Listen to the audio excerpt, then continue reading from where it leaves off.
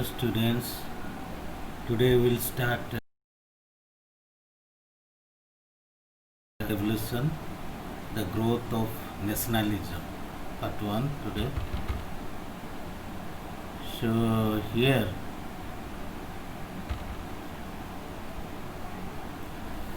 in the 18th century, two remarkable revolutions in America and France strengthened the forces of democracy and nationalism in the modern world.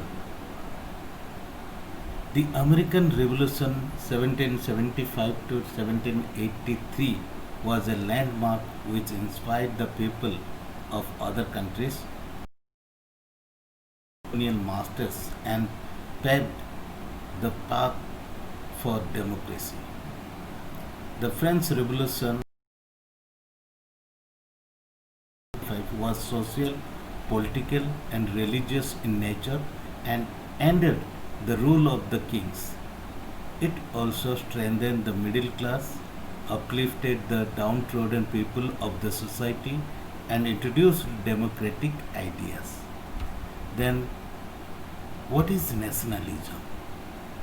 Nationalism is a political, social, and economic system characterized by promoting the interests of a particular nation, particularly with the aim of gaining and maintaining self governance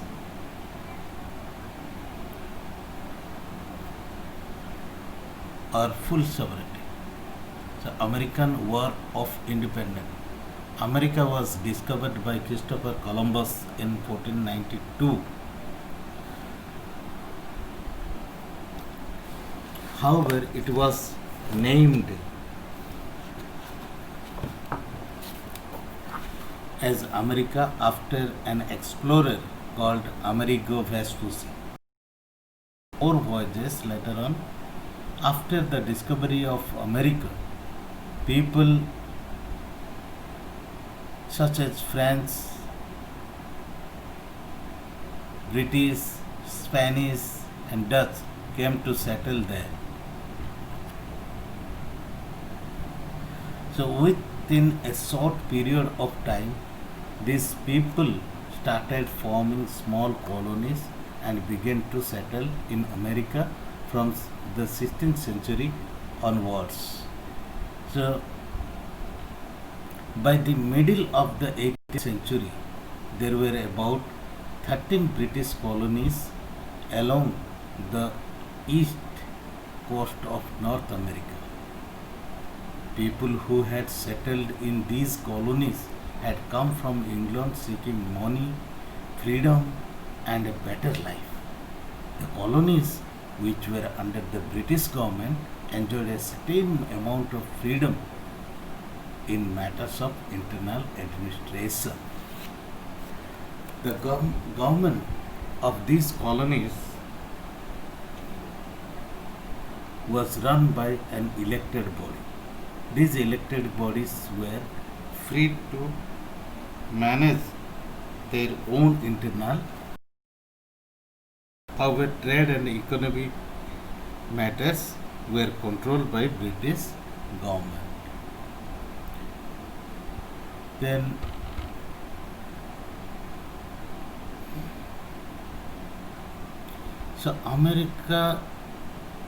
the American Revolutionary War, also known as American War of Independence, was initiated by the 13th original colonies against the Kingdom of Great Britain over their objection to Parliament's direct taxation and its lack of colonial representation. The overthrow of British rule established the United States of America as the first republic in history extending over a large territory. Early British policy in North America was one of statutory neglect. It largely left the settlers there alone to govern themselves. After 1763, Britain gained a new expanded empire and Parliament turned to the Navigation Act to increase revenues. That provoked unrest among the 13 colonies that continued into the next decade. To punish the 1773 Boston Tea Party, Parliament's Intolerance Act closed the port of Boston and suspended their colonial legislature, as royal governors then did elsewhere. 12 colonial house assemblies sent delegates to the First Continental Congress. It coordinated a systematic boycott of British goods, then called for a second Congress. Continental Congress appointed George Washington in June 1775 as its commander in chief to create a continental army and to oversee the siege of Boston.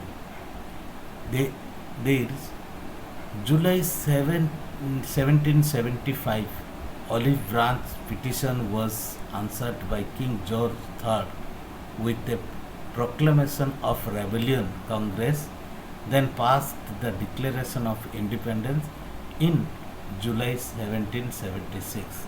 After evicting the British from Boston in 1775, Congress then sponsored an attack on British Quebec, but it failed. The British Commander-in-Chief General Sir William Howe then launched a British counter-offensive capturing New York City, harassing attacks at Trenton and Princeton in 1777. The British launched an invasion from Quebec to isolate New England.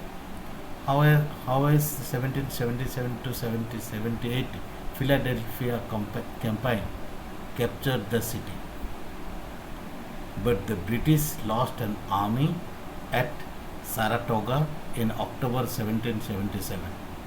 At Valley Forge, that winter, Washington built a professional army. The American victory at Saratoga convinced the French to enter into for trade and to defend U.S. independence from Britain in 1778. Spanish Louisiana Governor Bernardo Galvez cleared British forces from Spanish territory. This allowed supplies north from the Spanish and American privateers for the 1779 Virginia militia conquest of western Quebec, later the U.S. Northern Territory. He then expelled British forces from Mobile and Pensacola, cutting off British military assistance to their Indian allies in the interior south. Howe's replacement, General Sir Henry Clinton, then mounted a 1778 southern strategy from Charleston after success taking Savannah. Their losses at King's Mountain and Cowpens led to the British Southern Army retreat to Yorktown. A decisive French naval victory brought the October 1781 surrender of the Second British Army lost in the American Revolution. Southern Army Revolution.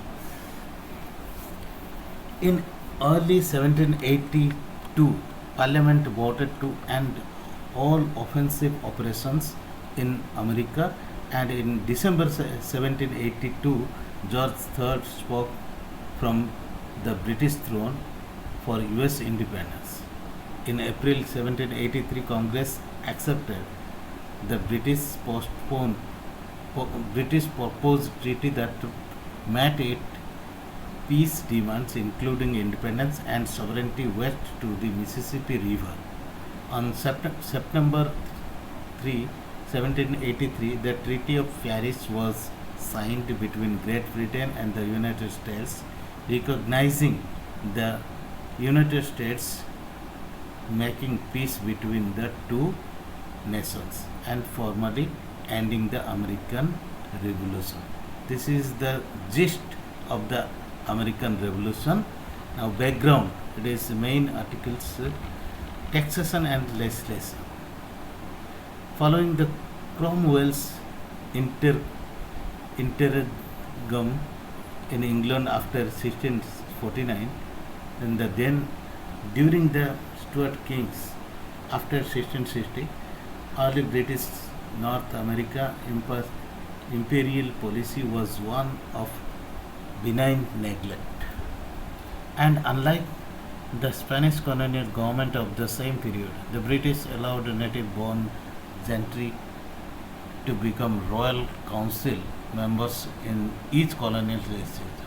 Following the accession of George III to the throne of Great Britain at the end of 7 Years' War, Parliament increased ventures through the Navigation Act to fund the war debt.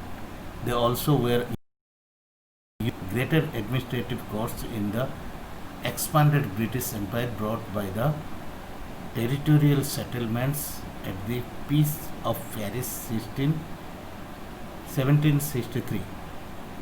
American colonists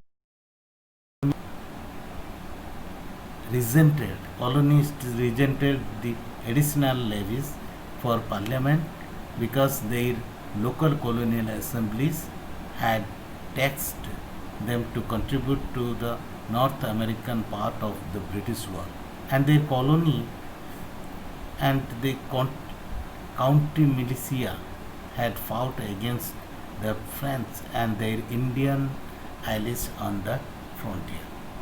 Parliament passed a Stamp Act as a revenue measure in 1765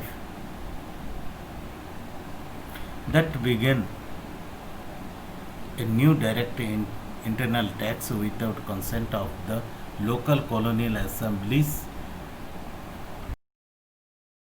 American colonial legislatures argued that they had exclusive right to impose taxes within their own jurisdictions.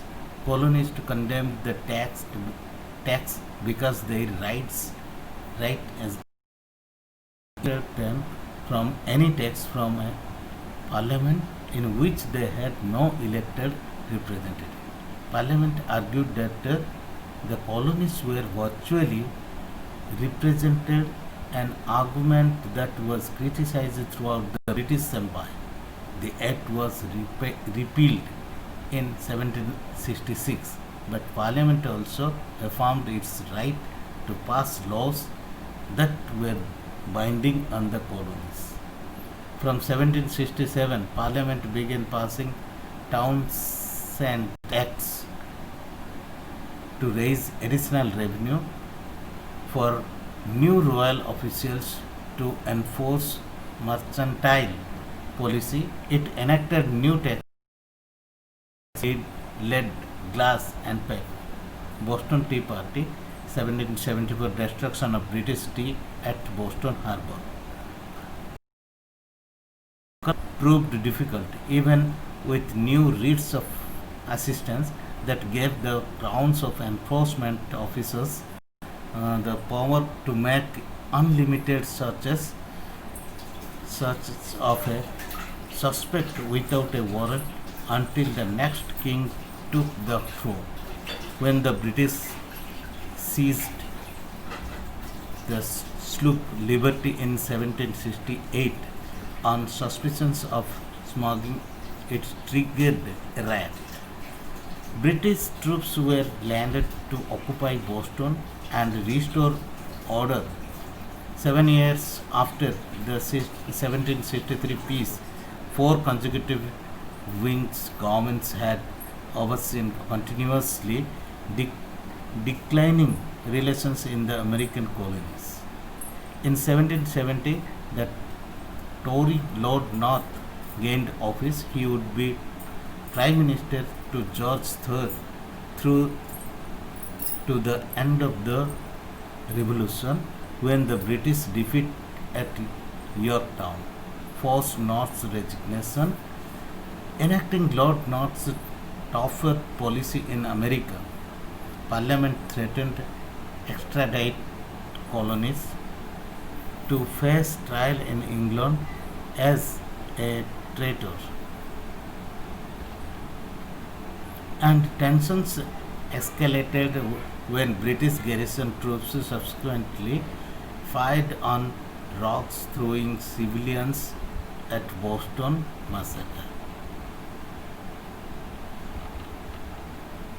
In 1772, boarded and burned a customs schooner. In an effort to quiet colonial unrest, Parliament then repealed all taxes except the one of tea 1773.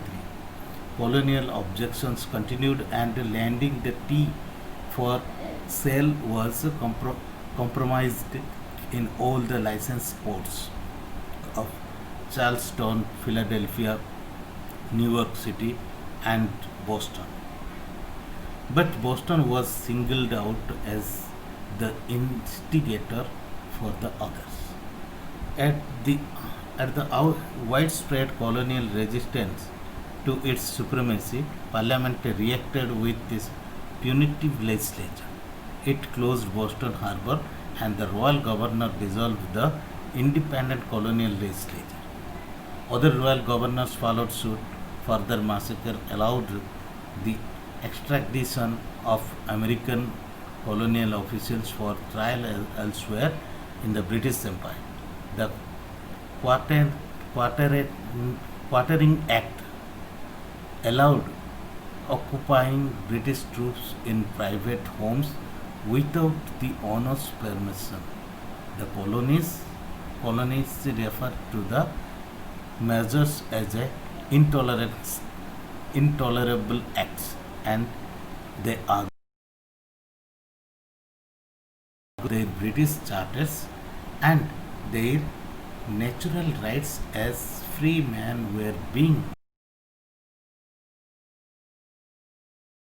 Most colonial legislation where patriots gained support from among neutrals while loyalist supporters were quieted. Now, next class will discuss other things.